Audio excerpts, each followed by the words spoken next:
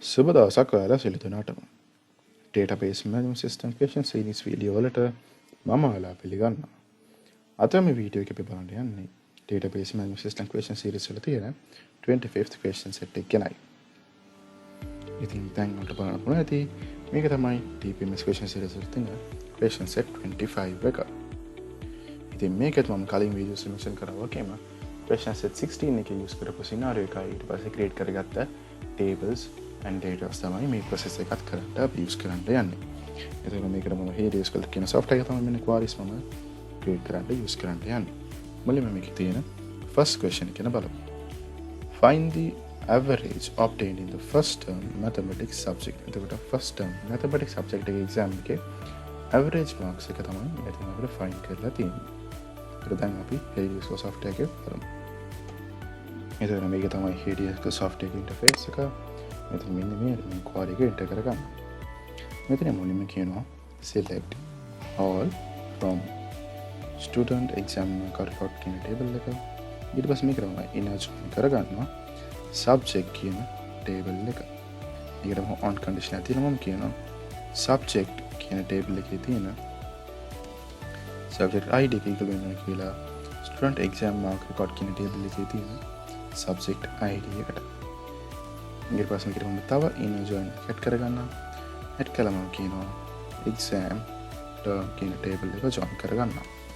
මේකට තමයි one condition එක තියෙනවා මම කියනවා exam term කියන table එකේ තියෙන term id එක equal වෙන්න ඕන කියලා student exam mark record කියන table එකේ තියෙන exam term id එකට. දැන් මේ විදිහට මම tables එක join කරගත්තා. මෙතනින් මම where condition එක තියෙනවා. where condition දෙන්න කියනවා subject කියන table එකේ subject name එක equal වෙන්න ඕන කියලා මෙතනින් අපි request කරලා තියෙන්නේ mathematics කියන subject එක. එතන මෙතන මම mathematics කියන එක add කරගන්නවා. ඊට පස්සේ ඉතින් මම and එක ඇදලා and operator දාලා මම කියනවා exam term කියන table එකේ තියෙන term name එක equal වෙන්න ඕන කියලා මෙතනින් අපි request කරලා තියෙන්නේ first term එක. එන්න මෙතන මම first term කියන එක add කරගන්නවා. එතකොට මේ දැන් query එක මම execute කරගන්නවා. මේ query එක execute කරාම එන්න මේ වගේ result එක එනවා. ඉතින් මෙතන වෙලා තියෙන්නේ first term එකේ mathematics subject එකේ තියෙන result එක තමයි. එතකොට මේකෙන් අපේ average එක විතරයි request කරලා තියෙන්නේ. එන්න මෙතන මම avg කියන අපිට add කරගන්න add කළා. brackets ඇතුලේ කියනවා student exam mark record කියන table එකේ තියෙන mark එකේ average එක. එතකොට දැන් මේ query එක අපි execute කරලා බලමු. ඉතින් ඒ query එක execute කරාම ඔයාලට බලන්න පුළුවන් ඇති මෙන්න මේ වගේ result එකක් එනවා 71.845 කියන result එකක් එනවා. ඉතින් මේක තමයි first term mathematics subject එකේ තියෙන result එකේ average marks එක. first question එක අපි complete කරා. දැන් බලමු second question එක. Find the average obtained in second term singular subject. ඉතින් second term singular subject එකේ තියෙන average marks එක තමයි දැන් මෙතන බලලා තියෙන්නේ බලන්න කියලා තියෙන්නේ. එතන මේකටත් අපි first question එක use කරපු query එකම use කරගන්න පුළුවන්. එතකොට මේ query එක මම තියලා මම කියන මෙන්න මේ subject එකයි මෙන්න මේ term එක අතර මම change කරගන්නවා. එහෙනම් මෙන්න මෙතන subject mathematics කියන කයින් කියලා මම කියනවා sinhala language නම් කියනවා and literature කියලා. ඊට පස්සේ මෙතන ගම නේ first term කියන එක අයින් කරලා මම කියනවා second term කියන එක. ඉතින් මේක query එක change කරලා පස්සේ මේක දැන් අපි execute කරලා බලමු. ඉතින් ඒ query එක execute කරාම මෙතන බලන්න ඇති මේක result එක කියනවා 87.8875 කියන result එක. ඉතින් මේක තමයි second term single language literature කියන subject එකට ගත්ත average marks එක. ඉතින් second question එකත් අපි complete කරා. දැන් අපි third question එක බලමු. Find the average marks obtained by Sachitra Vikramasinghe, student in all subjects in the examination held on 2020-17. එතකොට මෙන්න මේ date එකේ held වෙන exam එකේ හැම subject එකකම Sachitra Vikramasinghe කියන student ගත්ත average marks එක තමයි request කරලා තියෙන්නේ. ඉතින් මේකේ මම මේක වරික අප්ඩේට් කරගන්නම්.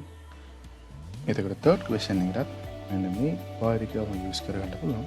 මේකෙන් මෙන්න පොඩි චේන්ජ් එකක් කරගන්න. මෙන්න මේ සබ්ජෙක්ට් ටේබල් එක ජොයින් කරගත් එක මම අයින් කරලා ඉන්න ජොයින් කරගන්න.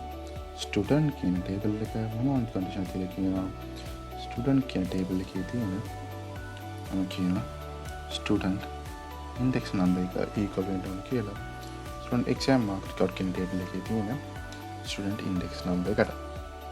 ඊට මොකද අපිට මෙතන මා සබ්ජෙක්ට් එක රික්වෙස්ට් කරලා තියෙන්නේ හැම සබ්ජෙක්ට් එකම ඉඳලා මෙතනින් අපිට ටර්ම් එක විතරයි යූස් කරලා තියෙන්නේ. එහෙනම් මෙතනින් මෙන්න මේ සබ්ජෙක්ට් එකේ වෑ කන්ඩිෂන් එක වයින් කරලා මම කියනවා ස්ටුඩන්ට් කියන ටේබල් එකේ තියෙන මම කියනවා ෆස්ට් නේම් එක equal වෙන්න ඕන කියලා. මෙන්න මේ සචිත්‍ර කියන නේම් එකට මේක මම කොපි කරලා අරගන්නවා. මේක මම ඇඩ් කරගත්තා. ඊට පස්සේ දැන් මම and condition දාලා කියනවා ස්ටුඩන්ට් කියන ටේබල් එකේ තියෙන last name එක equal වෙන්න ඕන කියලා මම කියනවා. මෙන්න මේ වික්‍රමසිංහ කියන name එකට. මේකත් මම කොපි කරලා අරගෙන මේ විදිහට paste කරගන්න. ඉතින් දැන් මේ query එක අපි execute කරලා බලමු. මේකේදී අපිට තව පොඩි change එකක් කරගන්න තියෙනවා. මෙන්න මේ exam term name කියන එක අයින් කළා මම exam term කියන ටේබල් එකේ තියෙන exam date එක මම කියන equal වෙන්න ඕන කියලා අපිට දීලා තියෙන්නේ. මෙන්න මේ date එක මේකත් මම copy කරලා අරගෙන මේකට මම add කරගන්න. ඉතින් මේ query එක අපි execute කරලා බලමු. ඉතින් මේ query එක execute කරාම මෙන්න මේ වගේ result එකක් අපිට එනවා කියන්නේ 63.09 කියන result එක. මෙතනින් මම කියලා දෙන්නේ details එක ගන්න කියලා student exam record කියන table එක ඒකට මම join කරලා තියෙනවා student කියන table එකයි exam term කියන table එක join කරලා where condition දාලා කියනවා student කියන table එකේ තියෙන first name එක equal වෙන කියලා මම සචිත්‍ර කියන name එකට ඒ වගේම student කියන table එකේ last name එක equal වෙන කියලා මම වික්‍රමසිංහ කියන name එකට ඊට පස්සේ මම enter දාලා කියනවා exam term කියන table එකේ exam date එක equal වෙන කියලා මෙන්න මේ date එකට කියලා මේක average එක මම කළා තියෙනවා. ඒකට මේ result එක අපි ඉන්නේ 63.09 කියන result එක. ඉතින් මේක තමයි මෙන්න මේ third question එකට answer එක. දැන් බලමු අපි fourth question එක. Arrange the marks obtained by all the students of class 11A in the first term in ascending order. ඒකට මෙතනින් 11A කියන class එකේ තියෙන students ලා first term එකේ ගත්ත marks ටික අපිට අරගෙන ඒක ascending order එකට order කරන්න කියලා තියෙනවා. ඉතින් අපි query එක බලමු. එතකොට මෙතනින් මෙන්න මේ query එක මම අයින් කරගන්නවා. මේක අයින් කළා මම කියනවා select all from මම කියනවා student exam mark record කියන table එක මේ table එක mention කරගත්තා. student exam mark record කියන table එක mention කරලා පස්සේ මම මේකට inner join එක add කරගන්න යනවා student කියන table එක. මේ දැන් මෙතන මම කියනවා student කියන table එකේ තියෙන index number එක equal වෙන්න ඕන කියලා මෙන්න මේ student exam mark record කියන table එකේ තියෙන student index number එකට ඊට පස්සේ මම තව inner join එක add කරගන්නවා. මම inner join එක add කරලා මම කියනවා class කියන table එක join කරනවා. මේකට මම condition තියෙනවා. මේකට මම condition එක add කරගන්නවා.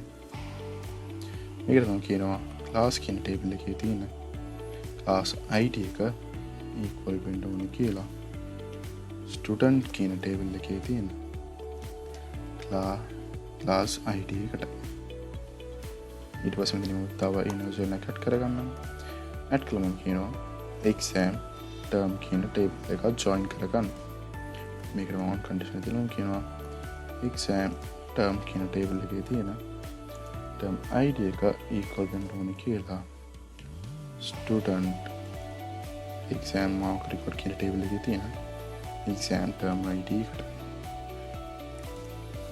ඊට පස්සේ මෙතනින් මම pair condition එක add කරගන්නවා. add කළා කියනවා exam term කියන table එකේ තියෙන term name එක equal වෙන්න ඕන කියලා මෙතන අපි request කරලා තියෙන්නේ first term results ඒ මෙතන මම කියනවා first term කියලා.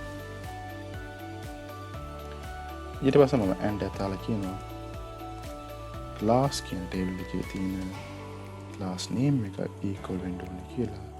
මම කියන මෙතන රික්වෙස්ට් කරලා තියෙන 11A කියන ක්ලාස් එක මම 11A කියන එක ඇඩ් කරගන්න. දැන් මේ query එක අපි execute කරලා බලමු. එතකොට මේ query එක execute කරාම මෙන්න මේ වගේ result එකක් අපිට එනවා. මම මෙතන අපි රික්වෙස්ට් කරලා තියෙන්නේ marks එක විතරයි. මෙතන marks එකත් එක්ක select all කියන එක අයින් කරලා මම කියනවා මම ඇඩ් කරගන්න student exam mark record කියන table එකේ තියෙන mark එක and මම කියනවා student කියන table එකේ තියෙන first name එකත් ඒ වගේම student කියන table එකේ තියෙන last name එකත් ඇඩ් කරගන්න. ඊට පස්සේ මෙතන මම student කියන table එකේ තියෙන index number එකත් මම display කරගන්න කියලා තියෙනවා. ඊට පස්සේ ඉතින් මම ඇඩ් කරගන්න student කියන table එකේ තියෙන class කියන table එකේ තියෙන class name එකත් මම display කරන්න කියලා තියෙනවා. එතකොට දැන් මේ code එක අපි execute කරලා බලමු.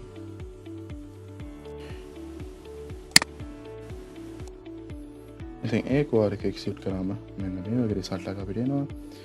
මේක මම මෙතනින් අපිට order කරන්න කියලා තියෙන මේ result එක ascending order එකට order කරන්න කියලා තියෙන. ඒ නම් මෙතන මම order by කියන එක add කරලා මම කියනවා student exam mark plot කියන table එකේ තියෙන mark එකේ මම කියනවා ascending order එකට.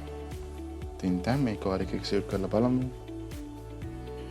ඉතින් මේ code එක execute කරාම මම බලන්න ඇති මෙන්න මේ අපේ result එක මෙන්න මේ marks එකට අනුව order වෙලා තියෙනවා. ඉතින් මෙතන display වෙන්නේ class 11A කියන class එකේ ඉන්න students ලා first term එකේ හැම subject එකකම ගත්ත marks එක අපිට ascending order එකට order වෙලා තියෙනවා. ඉතින් මේක තමයි fourth question එකට answer එක. ඉතින් මේකේ තියෙන questions හතරම අපි complete කරා. මෙන්න මේ විදිහට තමයි question set 25 එකේ answer එක create කරගන්නේ.